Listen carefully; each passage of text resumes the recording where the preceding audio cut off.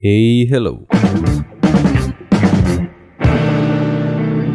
Balik lagi di channel Spoiler Moon. Dan kita akan bahas lagi kelanjutan part sebelumnya. Sebelum mulai, gimana kabar rekan-rekan? Semoga selalu sehat dan dalam lindungan yang maha kuasa. Sedikit cerita, belakangan ini tempat Anis suka banget hujan angin. Heran, ini udah kali kedua yang paling parah. Kemarin listrik mati dari jam 2 siang sampai tengah malam. Gara-gara kemarin ada pohon tumbang yang gede banget.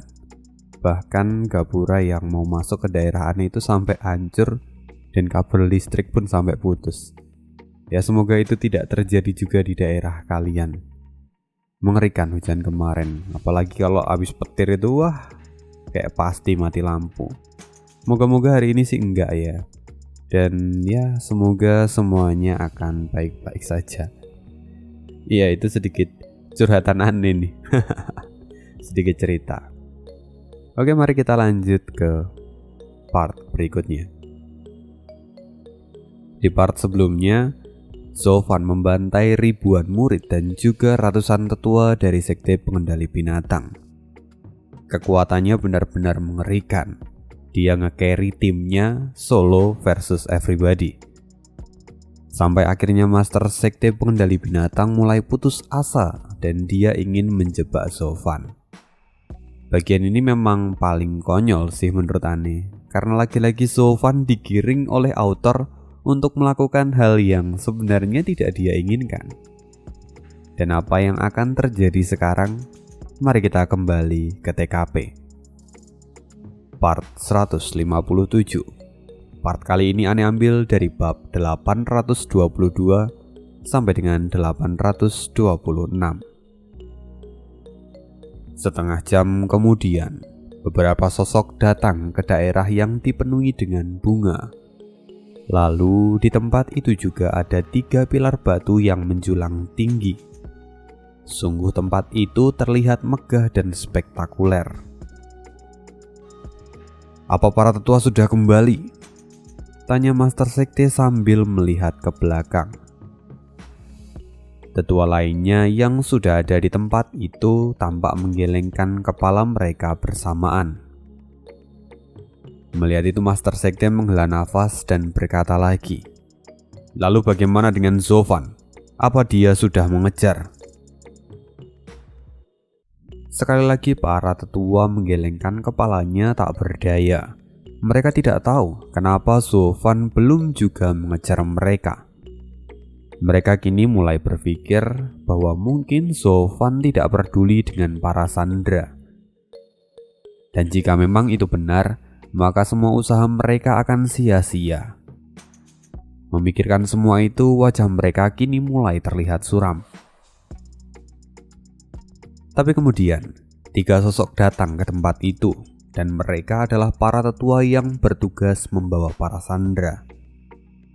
Ketika melihat mereka, Master Sekte kemudian berseru, "Cepat ikat mereka bertiga di pilar itu. Kita akan tunggu anak itu sampai dia datang." "Baik," seru ketiga tetua. Ketiganya kini tidak bisa menahan tawa mereka.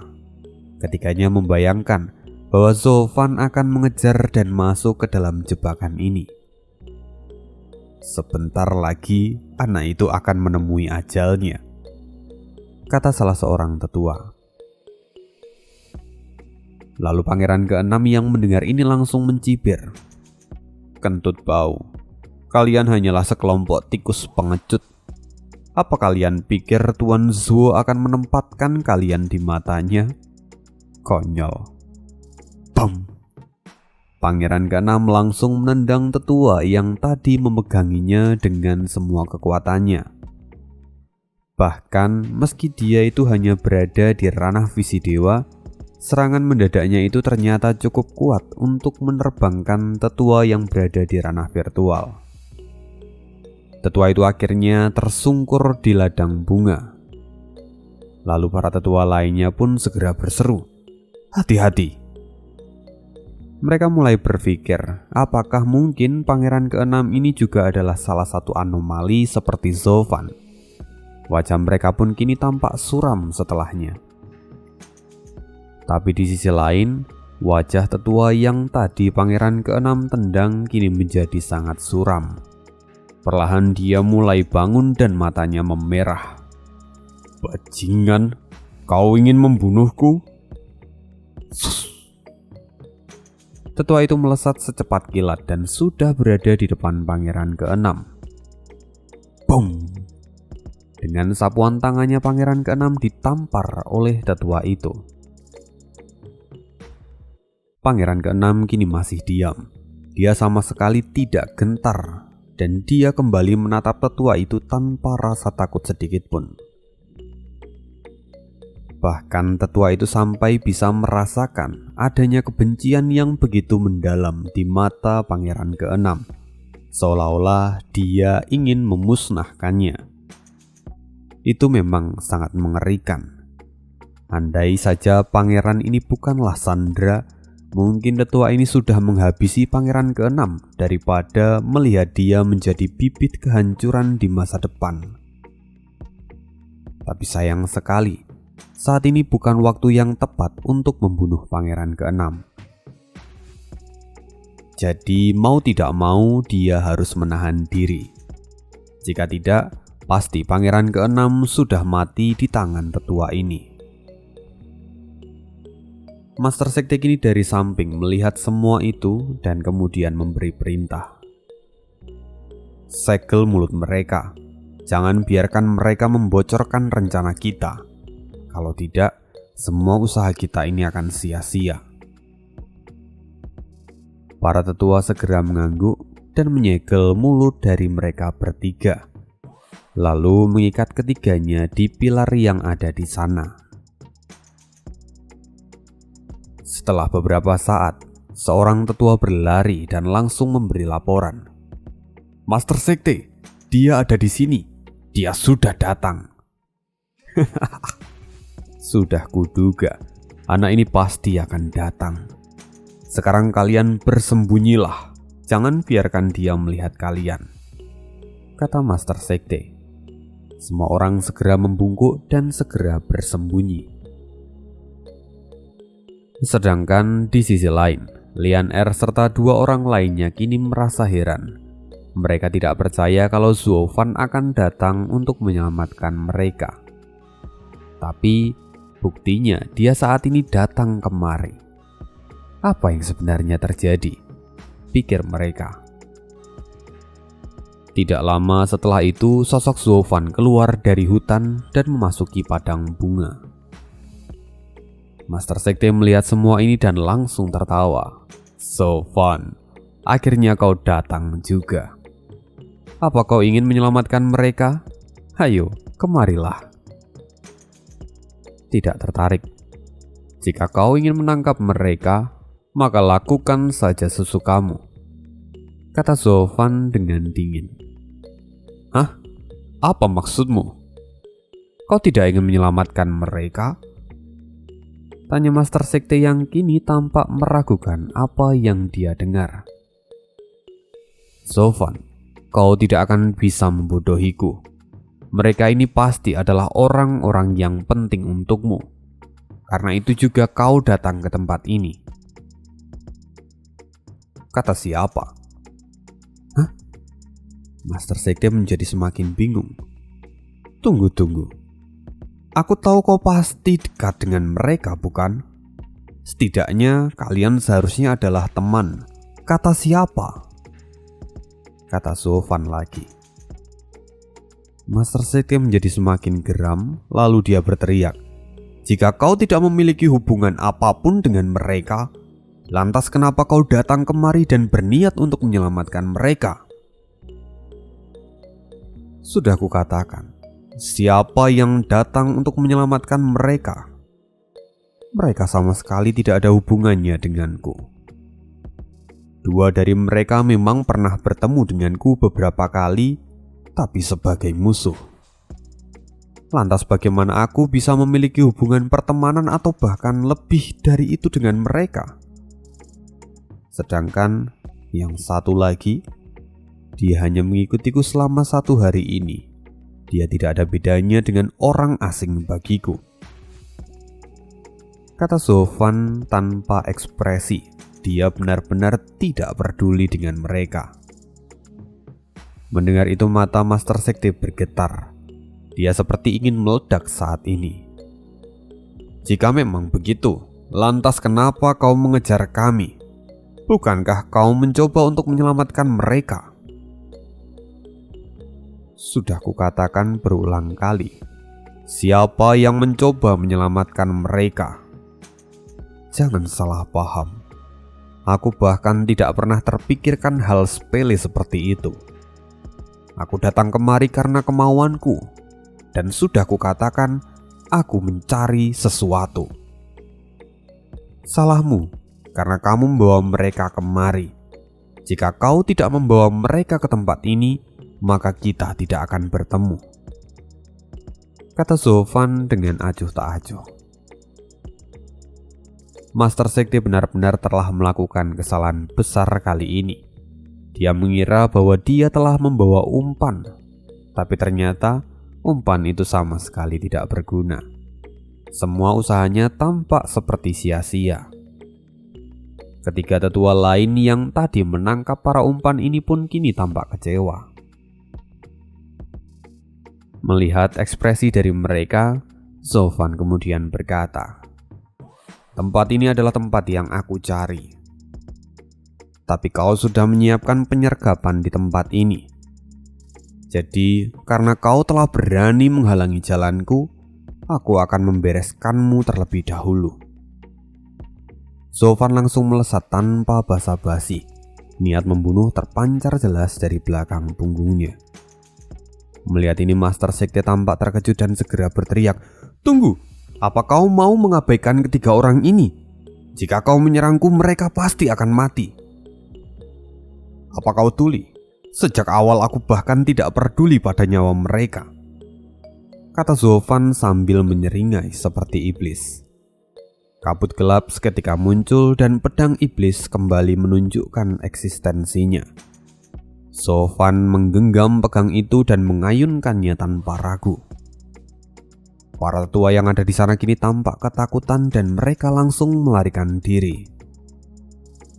Kilatan cahaya berwarna hitam menyebar dan tiga pilar itu hancur lalu mulai roboh. Lian Er dan dua orang lainnya ingin berteriak tapi tidak bisa. Suara mereka kini telah disegel. Tapi Dewi Fortuna masih menaungi mereka karena tiang-tiang itu saling berbenturan dan menyangga satu sama lain. Akhirnya mereka tidak tertimbun oleh puing-puing itu. Untung saja, jika mereka sampai tertimpa oleh ketiga pilar besar itu, mereka pasti mati. Sedangkan Master Sekte dia berhasil menghindari serangan dari Zovan. Jika tidak, mungkin dia sudah ditebas oleh pedang dari Zovan. Sekarang Master Sekte menyesali skema untuk membawa para sandera itu, karena pada akhirnya mereka sama sekali tidak berguna. Tapi sekarang tidak ada gunanya untuk menyesali semua itu. Zovan saat ini sedang memburunya. Jadi dia harus bersiap, kalau tidak maka dialah yang akan mati. Zovan kembali mengayunkan pedang iblis dan hendak menebas Master Sekte. Master Sekte langsung memadat. Dia segera membentuk segel di tangannya. Cangkang kembar Yin Yang. Segera sebuah cangkang yang berwarna merah dan biru muncul di depan Master Sekte. Cangkang itu sangat besar, tingginya sampai 30 kaki. Dan itu kemudian langsung memblokir pedang Zovan. Mata Zovan menyipit, tapi dia tidak berhenti. Dia kemudian menambahkan sedikit kekuatannya dan mendorong pedang iblisnya. Sas! Dengan mudah, Zovan membelah cangkang itu menjadi dua bagian. Zovan kini berdiri dan kemudian dia berkata, "Aku tidak menyangka kau akan memiliki jiwa yang sangat langka ini. Cangkang kembar Yin Yang dari keluarga Phantom Beast. Meski tiap kali jiwa ini dikeluarkan akan memakan banyak energi dari pemiliknya, Tapi ini akan menjadi metode pertahanan yang sangat efektif. Kamu bisa membuat tubuh palsu dan menahan serangan dari musuh. Tapi sampai kapan memangnya kau bisa bertahan? Senyuman terlihat jelas di wajah Sofan. Mendengar semua itu, mata Master Sekte memadat. Cangkang kembar Yin yang adalah sesuatu yang bahkan tidak pernah muncul di seluruh Shishou. Aku bahkan tidak pernah menunjukkannya pada orang lain. Tapi bagaimana bisa kau mengetahui sampai sedetail itu? Bagaimana caramu mengetahui semuanya? Itu semua adalah masalah yang sepele. Lagi pula aku memiliki pengetahuan yang sangat luas, kata Sofan dengan santai. Dan setelah itu Sofan kembali melangkah maju dan melesat ke arah Master Sekte. Master Sekte kini tampak ngeri. Dia sekali lagi melepaskan dirinya dan membentuk tubuh palsu yang baru. Sofan sama sekali tidak peduli dan langsung menebasnya. Wujud itu pun hancur lagi sama seperti sebelumnya. Tapi sayang sekali Sofan agak lengah. Dia benar-benar menganggap remeh Master Sekte dan sekarang pedangnya akhirnya justru malah menancap di rawa tempat di mana bayangan Master Sekte berada. Sofan kemudian mencoba untuk menarik pedangnya itu, tapi ternyata tidak bisa. Dia sekarang bisa merasakan ada sesuatu yang salah di sana. Seolah dia telah masuk ke dalam jebakan dari musuh. Dan benar saja, tiba-tiba ada sesuatu yang menariknya dari rawa. Tubuhnya mulai dikelilingi oleh lumpur berwarna gelap dan menarik Sofan seperti pasir hisap. Sekarang Sofan bisa melihat Master Sekte yang tampak gembira dan menertawakannya. Mampus kau bocah bau, kau telah masuk ke dalam jebakanku sekarang. Kau terlalu sombong. Dan sekarang tuailah apa yang kau tabur. Tempat ini adalah makam untuk orang-orang sepertimu. Karena siapapun yang masuk ke dalam rawa ini tidak akan pernah bisa keluar lagi. Bahkan jika kau adalah jenius pertama di Shishou, kau hanya akan mati di tempat ini, kata Master Sekte sambil mengejek. Bluk, bluk, bluk. Gelembung udara terus naik dari sekitar tubuh Sofan seperti air yang mendidih. Lalu Sofan secara perlahan mulai tersedot ke dalamnya. Rawa itu memang sangat berbahaya. Selain daya hisapnya yang kuat, dia juga memiliki sifat korosif yang dapat melarutkan apapun. Karena itu Sofan kini tampak berusaha untuk melepaskan diri. Tapi seolah semua itu sia-sia. Dia sudah seperti tikus yang terkena lem tikus. Semakin dia bergerak, semakin lengket dia dan lumpur itu semakin menariknya. Melihat ini, Master Sekte tampak puas dan kemudian berkata, "Bocah bau, jangan buang waktumu. Tidak ada yang bisa selamat dari kolam ini setelah mereka jatuh ke dalamnya. Sekarang kau hanya akan menjadi pupuk dari tempat ini. Jadi terima saja nasibmu."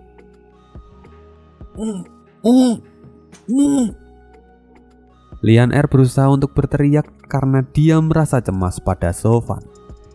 Tapi tidak ada sedikit pun suara yang keluar dari mulutnya. Kini Sofan menghentikan semua usahanya dan hanya menatap Master Sekte. "Kau pikir apa kau bisa menjebakku hanya karena rawa ini? Master Sekte, kau pikir kau memiliki kualifikasi untuk menginginkan nyawaku?" Mata Sofan seketika menjadi semakin tajam. Lalu gelombang fluktuasi segera menyebar di sekitarnya. Melihat ini mata Master Sekte memadat. Dia tidak percaya bahwa Sofan ternyata masih bisa mengeluarkan kekuatan spiritualnya sekarang.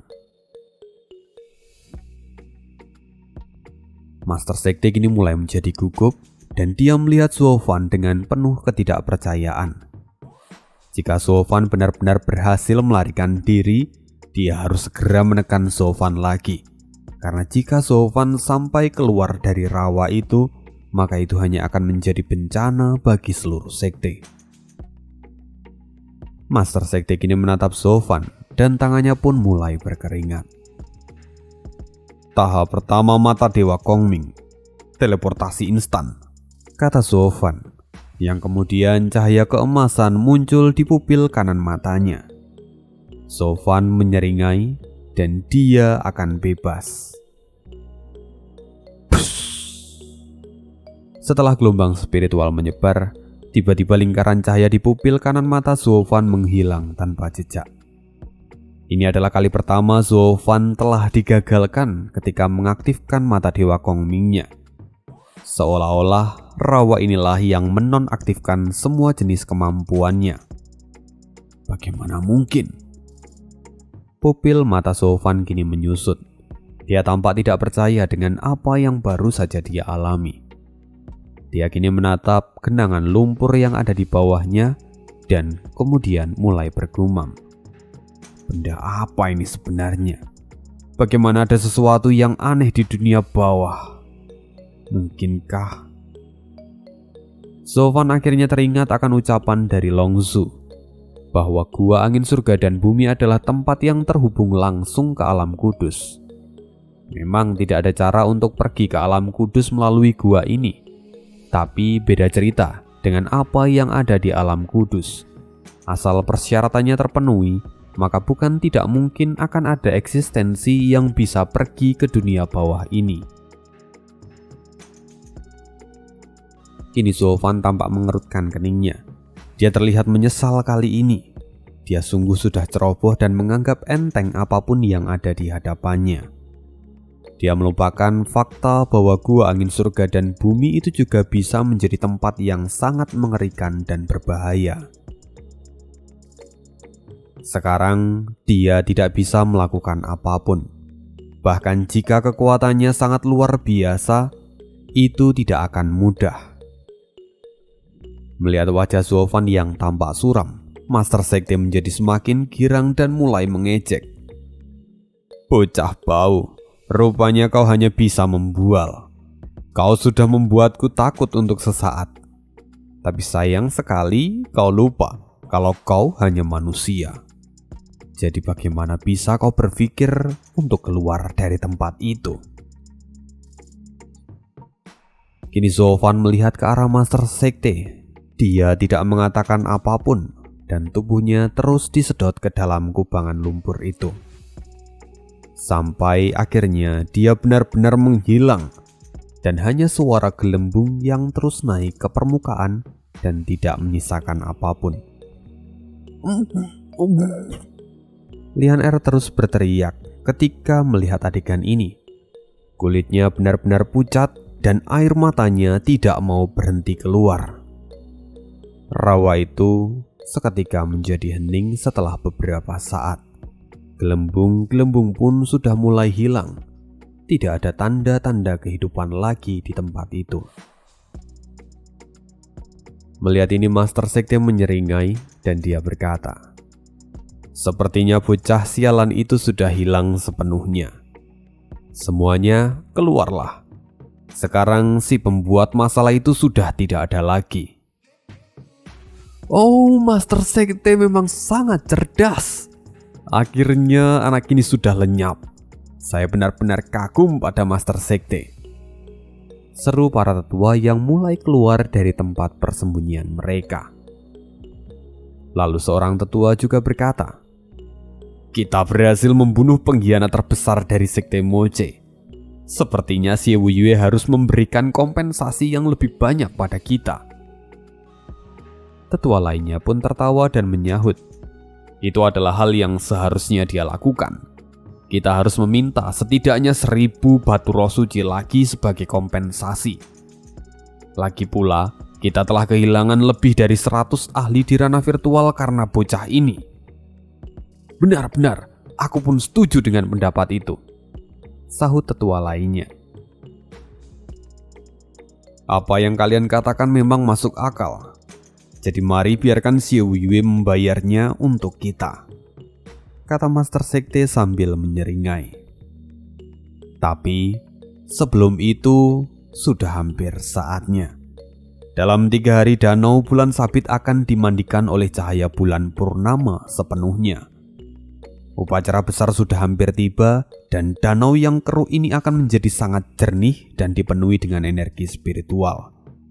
Kita harus bersiap untuk memanen semua energi itu sebelum kita mengurus urusan ini. Sudah waktunya untuk kita membersihkan diri dan menguatkan tubuh kita. Siap!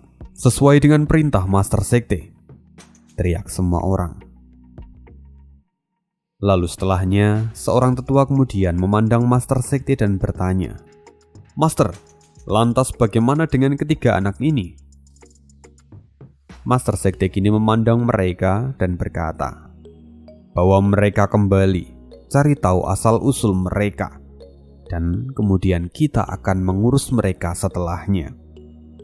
"Baik, Master," kata tetua itu sambil membungkukkan badan. Dan setelah semua orang mulai meninggalkan tempat itu dan kembali ke pusat kota dari Sekte Pengendali Binatang, di sana hanya tertinggal Master Sekte yang kini tampak mencibir.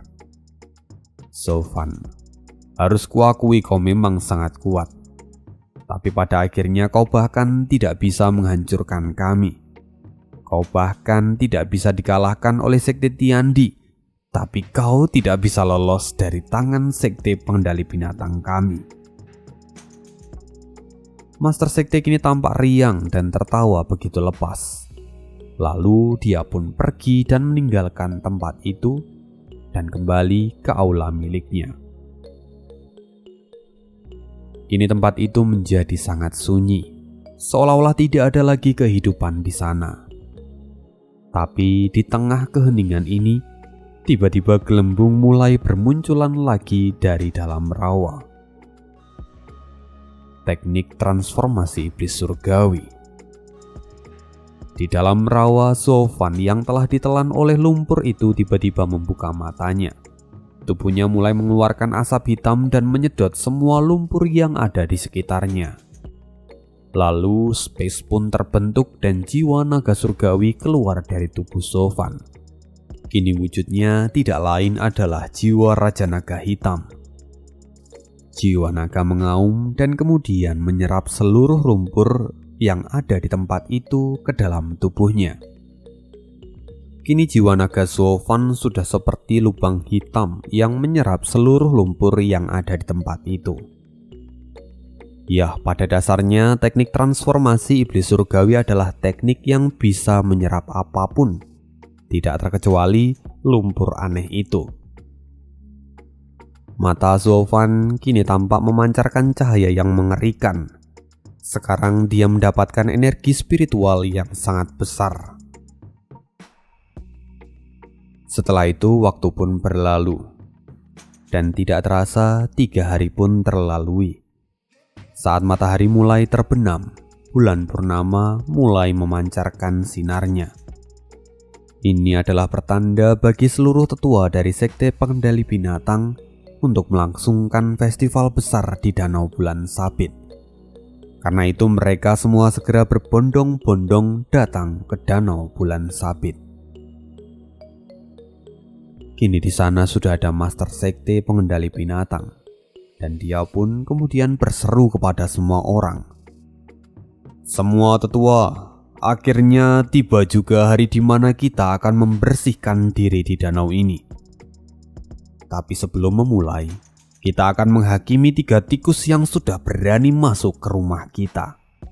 Mendengar itu, para tetua mulai tertawa dan tidak sabar menantikan pertunjukan ini.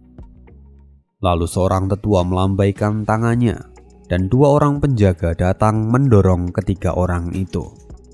Mereka jatuh tersungkur di depan semua orang. Pangeran ke-6 kini menatap semua orang dan tatapannya penuh dengan dendam. Sedangkan Lian Er dan Liu Feng, keduanya tampak ketakutan. Bahkan Liu Feng punya penyesalan yang tidak bisa digambarkan lagi. Dia merasa bahwa seharusnya dia tidak pernah datang ke tempat ini. Master Sekte kini melihat mereka bertiga dan berkata, Sekarang katakan padaku, siapa dan dari mana kalian berasal?" Ketiganya diam dan tidak mau menjawab. Melihat itu Master Sekte menyeringai dan dia berkata, "Jika itu adalah pilihan kalian, maka aku tidak akan repot-repot bertanya lagi.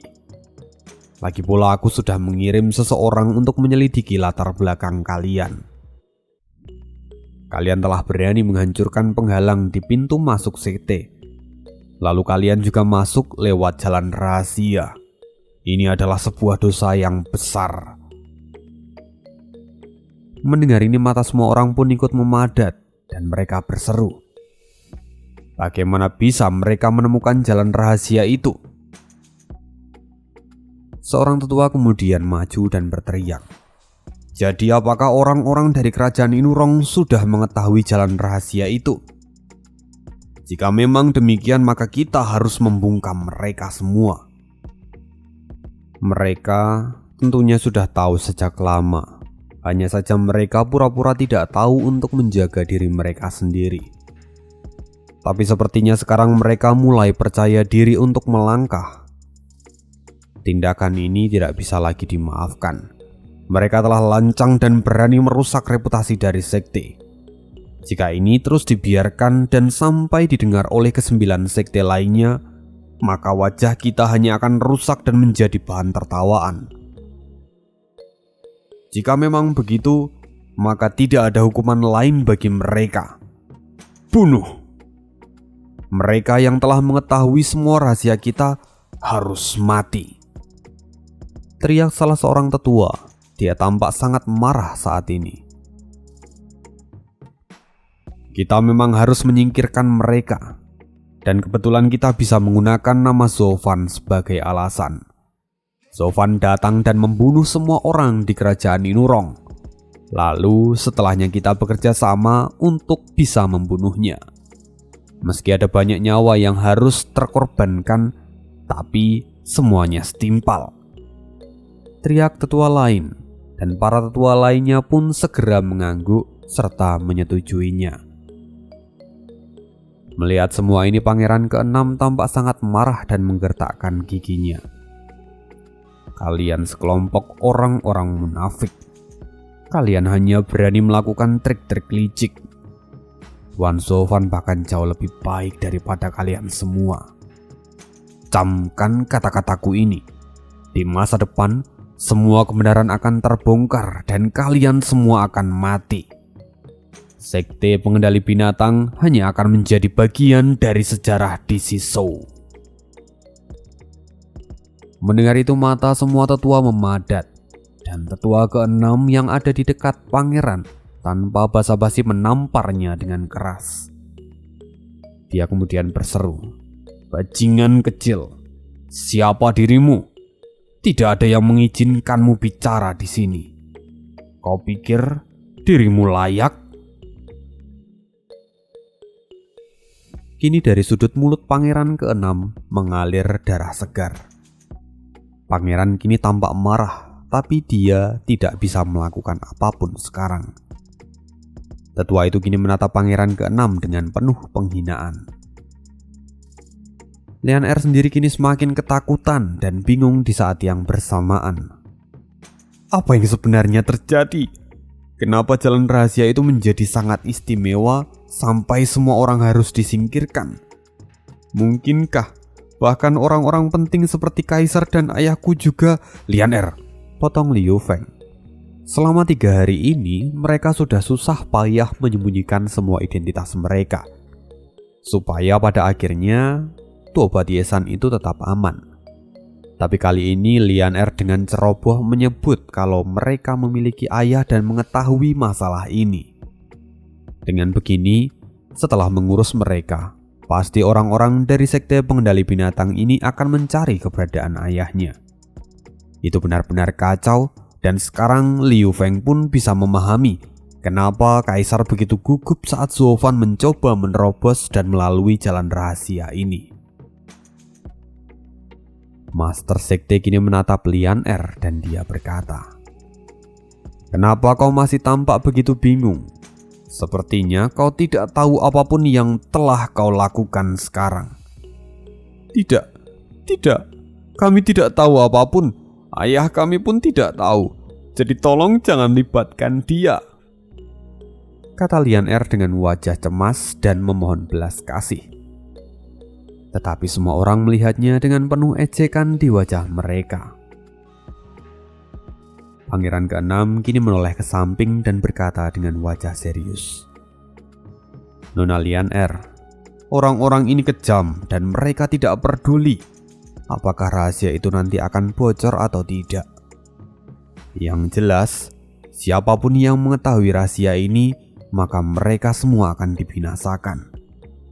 Itu adalah bencana untuk kita, dan sekarang kita tidak bisa melakukan apapun. Kau pintar sekali anak kecil. Ya, aku memang tidak peduli siapapun kalian. Selama kalian mengetahui rahasia kami, maka tidak ada pilihan lain selain mati. Mata Lian Er kini penuh dengan air mata dan dia pun mulai terkulai lemas. Tidak, ayahku. Liu Feng pun kini tampak sangat sedih. Dia benar-benar dipenuhi dengan rasa menyesal sekarang. Pangeran ke-6 melihat ini dan dia bergumam, sayang sekali, aku kalah dalam taruhan kali ini. Andai saja Tuan Zuo tidak jatuh dalam jebakan para anjing ini, pasti kemenangan akan ada di tanganku. Sial. Pangeran tampak menggertakkan giginya. Master Sekte kini menatap pangeran ke-6 dengan penuh ejekan di wajahnya. Lalu kemudian dia berbalik dan dia melihat bahwa langit kini sudah cerah dan cahaya bulan mulai menyinari permukaan danau. Seketika danau yang semula keruh seolah takut akan cahaya bulan dan semua lumpur menyusut dengan cepat. Kini air yang begitu jernih terlihat di seluruh danau bersama dengan energi surgawi yang begitu melimpah. Akhirnya tiba juga wujud asli dari danau bulan sabit. Mata Master Sekte kini tampak bercahaya. Dia dengan penuh semangat kembali berkata, biasanya tempat ini menjadi kuburan bagi siapapun yang terjebak di dalamnya. Tapi hanya saat bulan purnama sedang penuh, danau ini menjadi surga yang begitu indah.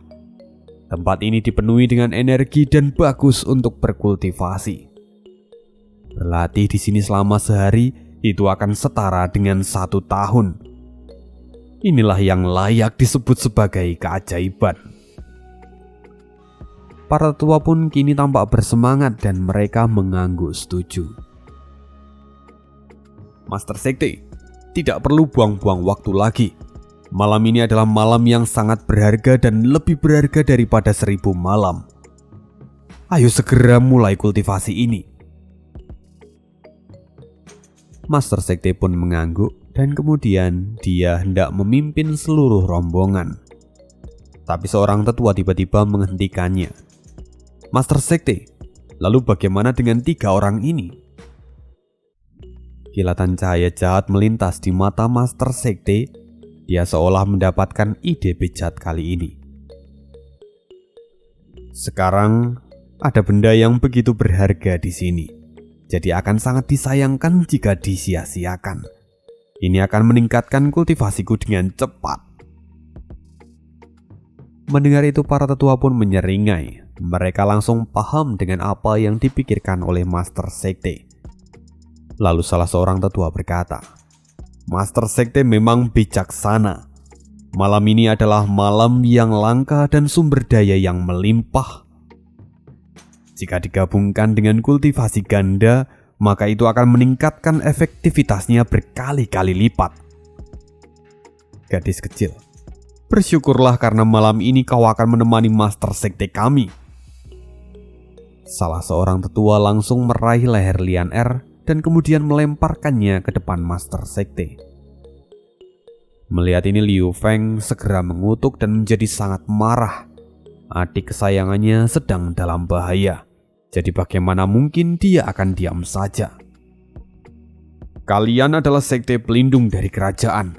Bagaimana bisa kalian melakukan hal sehina ini? Lepaskan adikku, bangsat! Kalian adalah sekelompok pencuri dan juga pelacur yang datang ke wilayah kami. Sejak kau berani melangkahkan kakimu ke tempat ini, kau sudah kehilangan hakmu untuk dilindungi.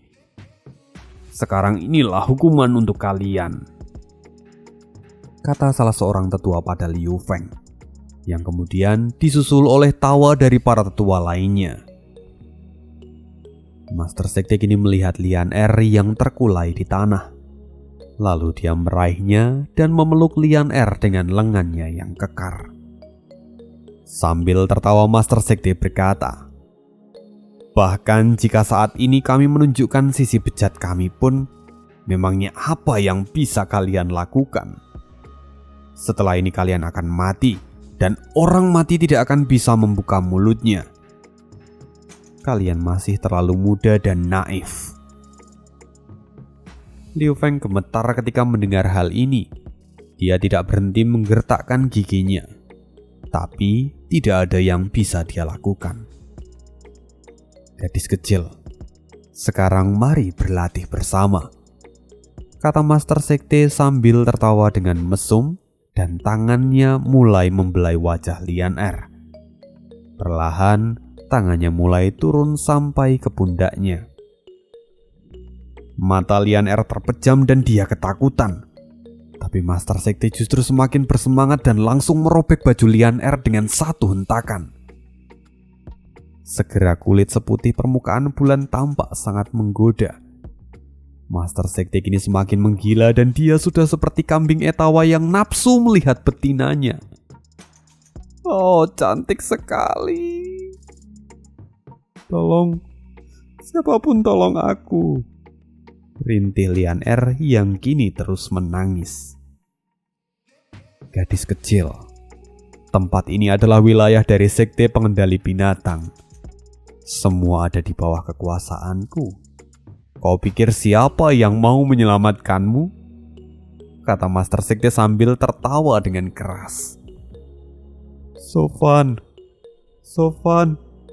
tolong," Lian Er merintih. Dia tidak tahu kemana lagi dia harus meminta tolong. Hanya Sofan yang ada di pikirannya sekarang. Tidak kakaknya ataupun ayahnya. Hanya Sofan satu-satunya. "Sofan? Bagaimana orang mati mau menyelamatkanmu, gadis bodoh? Kau bahkan sudah melihatnya sendiri, dia mati 3 hari yang lalu. Lalu kau masih mengharapkannya?" Tawa Master Sekte kini menjadi semakin liar, dan para tetua pun ikut menertawakannya. Blup, blup, blup. Di saat semua orang tertawa, di salah satu bagian danau itu terlihat gelembung udara mulai muncul ke permukaan. Dan setelahnya secara bertahap, air danau yang sebelumnya sangat jernih tiba-tiba menjadi kotor dan keruh. Seorang tetua yang kebetulan menghadap danau sangat terkejut dan langsung berteriak, "Master Sekte, lihat! Danaunya menghitam lagi." Oke, dari sini mungkin akan agak gema ya, karena di luar lagi hujan deras banget. Sorry, kita lanjutkan daripada nanti telat upload.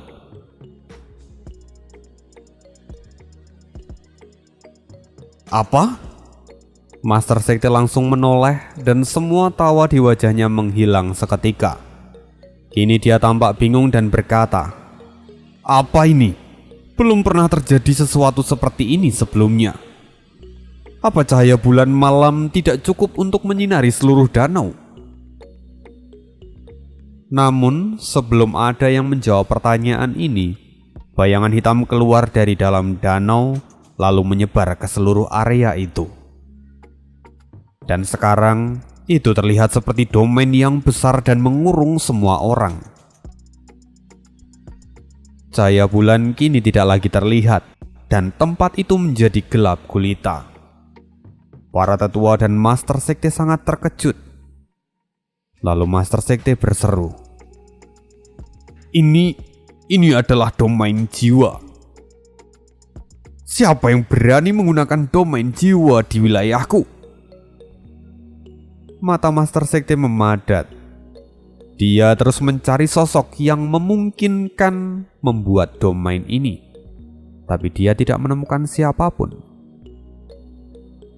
Setelahnya, dia hanya bisa mencoba menenangkan dirinya dan mulai berpikir. Pada dasarnya, domain jiwa hanya bisa dihancurkan oleh kekuatan jiwa. Dan di posisi mereka sekarang, mereka jauh lebih unggul dan diuntungkan. Lagi pula mereka memiliki jumlah yang jauh lebih banyak.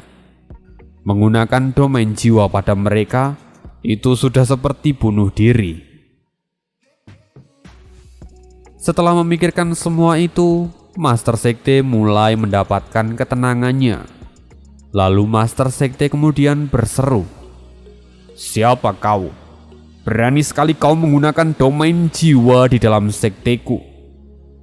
Jika kau tidak mau menunjukkan dirimu, maka jangan salahkan aku karena menghancurkan jiwamu." Oh, menghancurkan jiwaku? Hebat sekali jika kau bisa. Tiba-tiba sebuah suara yang familiar terdengar di seluruh domain itu. Seolah suaranya berasal dari seluruh domain. Mata Master Sekte dan para tetua kini memadat. Suara ini Sofan? Lian Er dan juga Liu Feng pun benar-benar terkejut. Ekspresi mereka benar-benar tampak tidak percaya. Master Sekte kemudian berkata, Tidak mungkin itu Sofan. Sofan sudah jatuh ke dalam rawa dan mati 3 hari yang lalu. Dia tidak mungkin kembali. Belum lagi, jiwa Sofan adalah jiwa naga surgawi dan bukan domain jiwa. Aku tidak peduli siapa kau, tapi berhenti berpura-pura menjadi orang mati. Cepat keluar sekarang juga. Tapi sekali lagi terdengar suara yang mencibir. Aku memang memiliki jiwa naga, tapi sekarang mungkin aku harus berterima kasih pada kalian karena telah menjebakku di rawa ini. Karena itu juga aku berhasil membentuk jiwa keduaku, domain transformasi iblis surgawi. Jiwa kedua? Bagaimana mungkin? Aku tidak akan percaya dengan bualan seperti itu. Selama ini aku tidak pernah mendengar ada orang di wilayah Sisou yang memiliki 2 jiwa. Berhentilah mengada-ada, bentak Master Sekte. Tidak pernah bukan berarti tidak ada. Apa kau lupa dengan eksistensi dan King Sen yang juga memiliki 2 jiwa di saat yang bersamaan? Bahkan jika kau belum pernah bertemu dengannya pun, dan King Sen masihlah ada dan nyata di wilayah Sisou. Jika kau masih tidak tahu juga, maka aku bisa menyebutmu tidak tahu apa-apa. Apa? Dan King Sen? Mata Master Sekte kini gemetar. Dia secara tidak sadar mundur 2 langkah karena merasa takut. Dia tahu siapa Dan King Sen. Dan jika yang menjadi contoh adalah Dan King Sen, maka bukan tidak mungkin kalau Sofan juga memiliki 2 jiwa. Jadi kau adalah Sofan? Tanya Master Sekte untuk memastikan. Ya, aku Sofan. Master Sekte kini memadat. Dia memang takut, tapi dia tahu kelemahan dari domain jiwa. Apalagi jika itu hanyalah domain dari 1 orang. Sedangkan mereka ada sekitar 100 orang yang bisa mengerahkan wujud jiwa dan menyerang Sofan. Jadi, tidak ada alasan untuk putus asa. Dia kembali mendapatkan kesombongannya dan berseru. Awalnya kau memang memiliki jiwa naga yang sangat kuat, dan kami bahkan tidak bisa menyentuhmu. Tapi sekarang kau malah menggunakan domain jiwa. Bahkan jika domain jiwa adalah salah satu jiwa terkuat dan lebih baik daripada jiwa binatang, tapi yang kau hadapi bukan cuma aku. Jika kami menggunakan jiwa kami secara bersamaan dan menyerang jiwamu, apa kau pikir kau masih bisa lolos? Bersiaplah menerima ajalmu." Semua tetua dengarkan perintah. Segera lepaskan kekuatan jiwa dan hancurkan domain ini dalam satu kali serang.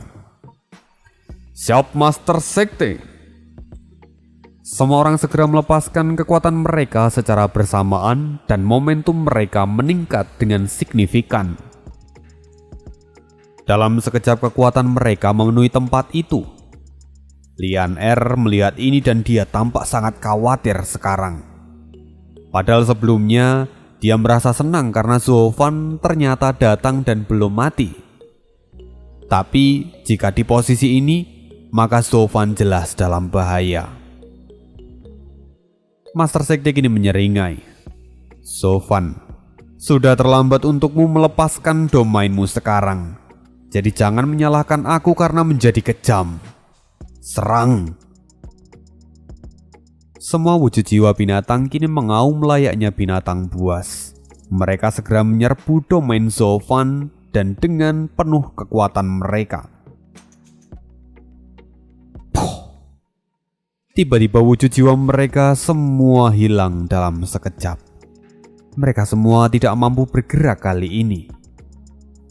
"Apa yang kalian lakukan? Kenapa kalian tidak juga menyerang?" Master Sekte, kami tidak tahu apa yang terjadi. Tapi kami tidak bisa lagi mengendalikan tubuh kami.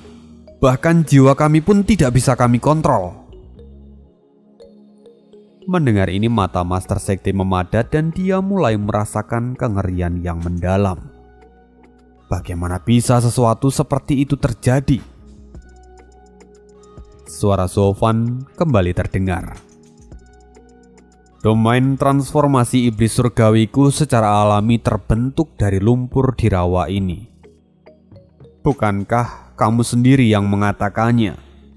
Barang siapa yang memasuki rawa ini akan kehilangan semua indera dan kekuatannya. Sekarang, saat kau ada di dalam domainku, itu tidak ada bedanya dengan kalian semua yang jatuh ke dalam rawa. Mungkin bedanya hanya satu, bahwa domainku jauh lebih mengerikan." Tubuh semua orang kini gemetar bersamaan ketika mendengar penjelasan Zofan. Wajah mereka mulai memucat seolah darah mereka berhenti mengalir. "Master Sekte, kamu salah dalam menilai kekuatanku. Sebelumnya Dan King Seng pernah berkata padaku, jika jiwa kedua haruslah lebih kuat daripada jiwa pertama. Karena itu, domain jiwaku ini bahkan tidak lebih lemah daripada jiwa naga surgawiku. Kamu terlalu meremehkanku. Sekarang, jika kamu tidak bisa menyentuhku saat aku hanya menggunakan jiwa nagaku, jadi bagaimana bisa kau berpikir kalau aku akan kalah saat menggunakan domain jiwa? Sekarang, sesali semua kesalahanmu itu di alam sana dan matilah dalam penyesalan." Tiba-tiba lumpur berwarna hitam mulai naik ke tubuh semua orang dan membungkus mereka seperti patung dari tanah liat. Kini tidak ada satupun dari mereka yang bisa bergerak. Master Sekte segera berseru, "Tunggu Zofan, ada yang ingin ku..." Zofan sama sekali tidak peduli dan mulut mereka segera tertutup oleh lumpur hitam sampai tidak lagi bersuara. Lalu dalam satu gerakan, seluruh domain tiba-tiba runtuh dan semua orang ditelan oleh lumpur hitam lalu menjadi pupuk bagi Zofan. Semua kini kembali seperti semula. Air di seluruh danau kembali terlihat jernih dan sekali lagi pemandangan yang indah tersaji untuk mereka yang melihat. Semua orang dari sekte pengendali binatang yang ada di sana kini sudah tidak ada. Mereka mati tanpa meninggalkan jejak dan menjadi pupuk bagi Zofan. Lalu setelah itu, dari dalam danau perlahan seorang pria dengan badan kekar melangkah keluar. Otot-ototnya kini terlihat menonjol seperti sisik naga. Tapi perlahan sisik itu pun mulai menghilang. Rambutnya tampak panjang dan berwarna perak, berkibar saat terkena angin. Dia tampak sangat keren. "Sofan!" teriak Lian Er yang segera berlari ke arah Sofan dan memeluknya dengan erat. "Kamu benar-benar masih hidup. Kamu membuatku sangat ketakutan," kata Lian Er sambil menangis. Sofan kini tampak bingung harus melakukan apa. Dia memang tidak ahli dalam urusan seperti ini. Tapi pose dia sekarang itu cukup memalukan. Jadi dia kemudian berkata, "Gadis kecil, aku tahu akan kekhawatiranmu. Tapi bisakah kau membiarkan aku mengenakan pakaianku dulu?" "Oh!" Lian Er terkejut dan baru menyadarinya bahwa sekarang ada rasa hangat di dadanya. Karena dadanya langsung bertemu dengan kulit dari Sofan secara langsung tanpa ada sehelai kain pun yang menempel. Pipinya segera memerah dan dia langsung berteriak, Kenapa kau telanjang?" Sofan tampak sedikit mengerutkan keningnya dan dia berkata, "Bukankah kamu tahu kalau lumpur yang sebelumnya menghisapku itu memiliki sifat yang korosif? Karena itu juga dia menghancurkan semua pakaian yang kukenakan. Apa kau tidak menyadarinya? Di mana otakmu?" Setelah itu Sofan mundur dan kemudian mengeluarkan baju dari cincinnya. Dan biarkan mereka ganti baju dulu, jangan dibayangin terlalu dalam. Dan kayaknya kita harus cukupkan sampai di sini karena hujan semakin tidak bisa dikondisikan. Ya tadi juga nulis naskahnya waktunya udah mepet banget sih. Oke, see you again di next video dan I hope kalian enjoy. Bye.